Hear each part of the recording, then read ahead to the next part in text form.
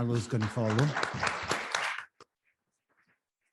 So it's really like a two-part talk. So Carlo, take it away. Yeah, thank you. It's a real pleasure to be here. Oh, I should mention that Dan just finished his PhD. He's looking for postdocs. If anybody has postdoc openings that would like a modeler like him, it'll be great. And to address Dominic's last question, the video is a little bit misleading. As soon as the grid gets filled, we call that progression. In terms of our data, we would stop. But the actual simulation, we always run it for 5,000 time steps. So you were seeing the grid filled, but it was already a failure by that point. All right. The slides that came up first last time, Dan was starting. Those are the slides we want now. So I really appreciate the chance to do a two-part talk, so I don't have to introduce Dan's model anymore. But what I want to show you is sort of the other set of parameter sweeps that Dan did, which are the things that the oncologists can control, basically the parameters of the adaptive therapy. And so we'll get more into why Jill's question about why the ping pong with the cytostatics is working so well. Great, thank you. Phoenix from the flames, that's my sort of icon for resistance of cancer rising from the flames of the therapy and being reborn. Fire generally kills that. Yeah, right, well, right. All right, good. So I'm just trying to orient us with some just terminology for the different types of adaptive therapy. So there's been three experimental adaptive therapies that have been tried. What we call dose modulation, which is also called AT1 in the Enrique Navas paper. Dose skipping, which is called AT2 in that paper. And then what we're going to call intermittent, which was used in the prostate trial that Bob already introduced. So each of these types of adaptive therapy have multiple parameters. So we're going to do some parameter sweeps on those parameters. So dose modulation is fairly straightforward. If the tumor grows, you raise the dose. If the tumor shrinks, you lower the dose, you back off, which is the really counterintuitive thing for an oncologist and a patient. And then if the tumor is staying steady within whatever that parameter of how much the tumor should go, which we call delta tumor, you keep the same dose as last time. Furthermore, there's another parameter, which is if the tumor ever falls below some floor, some lower level, you just stop dosing altogether until it comes back up there. So here's some of the data from those papers showing the adaptive therapy is the line with the arrows pointing to it. And another really interesting result from all of this that you probably know is that the amount of dose required to control the tumor decreased over time. Okay, so that was AT1 or dose modulation. Dose skipping was this idea that you use a fixed dose like the maximum tolerated dose, but if the tumor doesn't grow or if it shrinks, you skip a dose and you wait for it to grow. It didn't work. You can see in the paper, it also doesn't work in our simulation, so I'm really not going to talk much more about that one. Intermittent is the sort of the simplification where you use the maximum tolerated dose, but if the tumor burden falls below some threshold, like 50% of the initial tumor burden, you stop dosing until it comes back up to 100%, which is the other parameter there. Okay, and you already heard all about that. Okay, so one of the big questions I feel in the field of adaptive therapy or evolutionary therapy in general is which of these protocols should we use, under which conditions, what's best, and also how should we optimize those protocols? I don't have to give you this slide again, but here's the initial results with our default parameters for one drug cytotoxic therapy, and the best curve over on the right is the dose modulation curve. That tends to be one of our most robust of the protocols. However, in general, when we looked across optimizing the various parameters here, the theme is that the more you can reduce the amount of dose applied to the tumor, the better. So limiting the dose works really well. So in the upper left-hand corner is you want to change the dose as soon as you detect a tumor change. So that delta tumor, how much should the tumor shrink or grow before you change the dose? You want to make that as small as possible. That's just going to be limited by the technology for measuring tumor burden. Upper right-hand corner is how much should you change the dose? That's not a very sensitive parameter. As long as you change it a lot, when you find a tumor changing, then you're fine. So if you change the dose by 50% or by 75%, those are the two better curves there. The first one is how much does the tumor change? And the second one is how much do you change the dose if the tumor changes? Okay, so I think the default in the Enrique Navas paper was the tumor changed by 20%, we changed the dose by 50%. And what Dan found is if the tumor changed by just 5%, you do even better, but just start changing your dose as soon as you detect a tumor change. Okay. And then the lower right-hand corner is that floor. If you raise the floor as high as possible, so you stop dosing really early, you actually works better than waiting for the tumor to shrink a lot. And that sort of aligns with what Bob was saying about the failures in the clinical trial, that they dosed too much and killed too many of the sensitive cells. But you've got to preserve those sensitive cells to compete with the resistant cells for this strategy to work. Okay. The other thing that we stumbled upon later in these analyses, and I should mention that Sandy Anderson is one of the people that's been helping to direct this work. One of the things we stumbled upon is capping the dose. So remember, the intermittent therapy, the way it was done in the clinical trial was to use the maximum tolerated dose. But what if you actually go with a fixed dose that's lower than that? And in general, we're really looking for and starting to argue for the minimum effective dose, the MED, right? Which is actually what pest managers use in agriculture. So the curves here are some percentage of the MTD. So on the upper left, you're seeing the solid lines are standard therapy. That's what ST means. The dashed lines are adaptive therapy. And that line at the top, the couple at the top, the perfect case where we always were able to control the tumor, were cases where either we just used the standard therapy, but at 25% MTD. So it's basically metronomic therapy, like constant but low dose. Or if we did adaptive therapy with 25, but capping it so it never went above 25% of the MTD. And then on the right is the one-drug cytostatic case.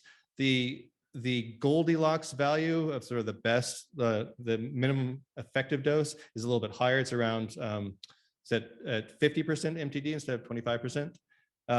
But it works really well if you cap it there. And the reason I refer to Goldilocks is that as sort of Jill was asking how we detect progression, and there's two ways therapy can fail. You can fail because you've used so much drug, you select for resistance, and it grows out of control and kills the patient. And that's the one that we think about a lot in oncology.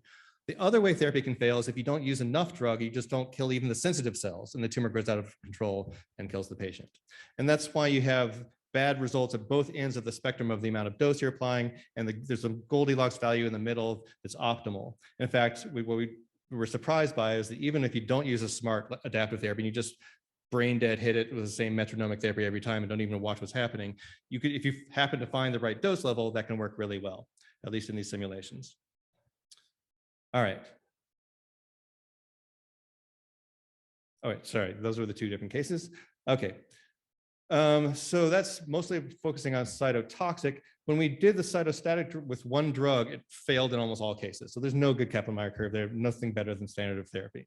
And then it made us realize that adaptive therapy really isn't designed for cytostatics, right? Adaptive therapy requires the tumor shrink before we do anything smart, right? And in cytostatics, you have to wait for the background apoptosis to shrink the tumor while the tumors are just not proliferating, the sensitive cells anyway.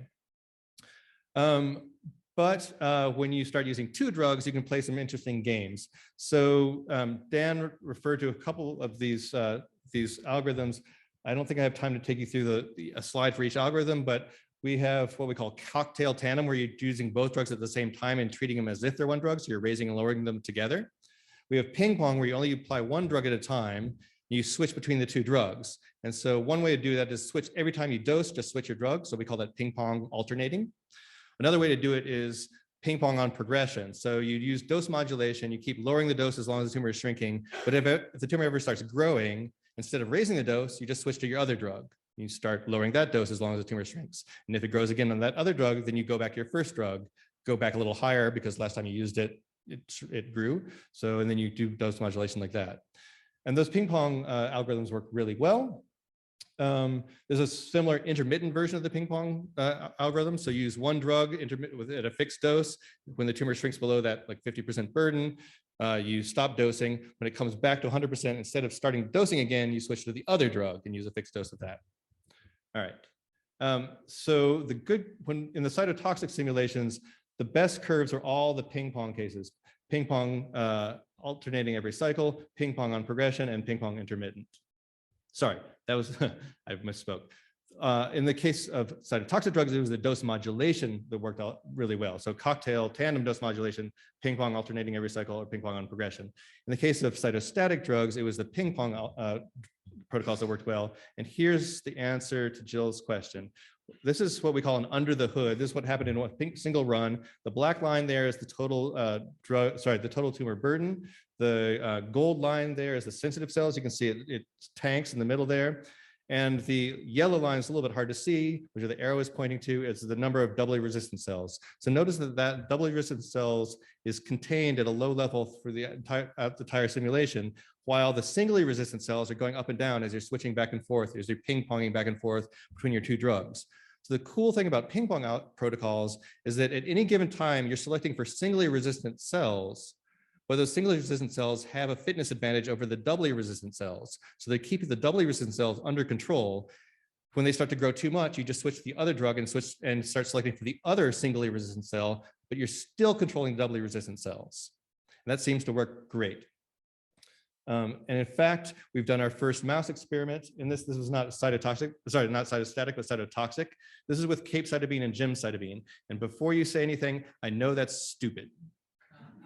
Okay, the reason we did this is we were actually running a mouse model to determine whether we're going to use gemcitabine or capecitabine in our clinical trial in a one drug case. And Dan had these simulations where we're playing with two drug protocols. We're like, well, as long as we're doing this experiment with these one drugs, well, let's just put them together. Okay, they have the same mode of action. You shouldn't put them together. You should put very different modes of action together. I know that, you know that, but what the hell, we're doing it anyway. So we just piggybacked. And what we found was the result that the ping pong algorithm protocols worked really well, but mainly because you avoid the toxicity of applying two drugs at the same time. Now, we did another thing stupid, which is when we apply the MTD of each drug in combination, we didn't lower the dose. So we were using the maximum tolerated dose for one drug and then another drug also at the maximum tolerated dose. So this is really toxic. You can see that the red line there, those mice tanked compared to no treatment, right? So treating with two drugs in this case was worse than not treating them at all because of the toxicity. But the thing about the ping pong algorithms is you're only treating with one drug at a time. So you also reduce the amount of toxicity. So in summary, using two drugs can be very effective, and Jeff West has done the initial modeling work on this, so I want to credit him. The dose modulation tends to work best for cytotoxic drugs. The ping pong algorithms work well in both cytostatic and particularly, both cytotoxic and particularly for cytostatic drugs. You want to be as sensitive as possible to tumor burden changes when you're doing these dose modulation protocols. You want to back off on the drug quickly. You want to stop dosing as soon as possible. And again, just be using the minimum effective dose if you're going for control.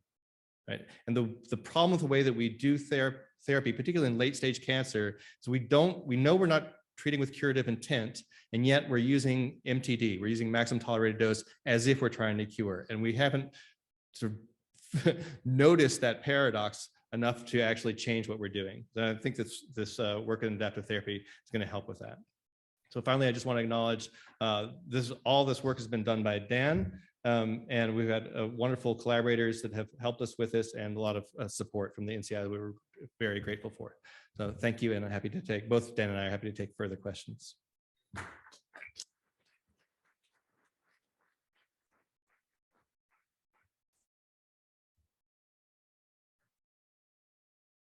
Thanks. I think I might have missed it. How did dosing affect the, I didn't see how dosing affected the algorithm or like cell death. I just missed that part. Oh, so you mean like the relationship between the level of the dose and the probability of cell death? Yeah. Yeah, sorry, we didn't give you that. So there is a dose response curve, or not even a curve, just a linear effect with the amount of dose with a ceiling effect. So there is, it does wash out of the system with time. Yeah, so this is okay. We're applying the dose evenly across space. We're not doing anything fancy about like blood vessels or pulse down. Yeah. Yeah, so it's not realistic in that sense. Great.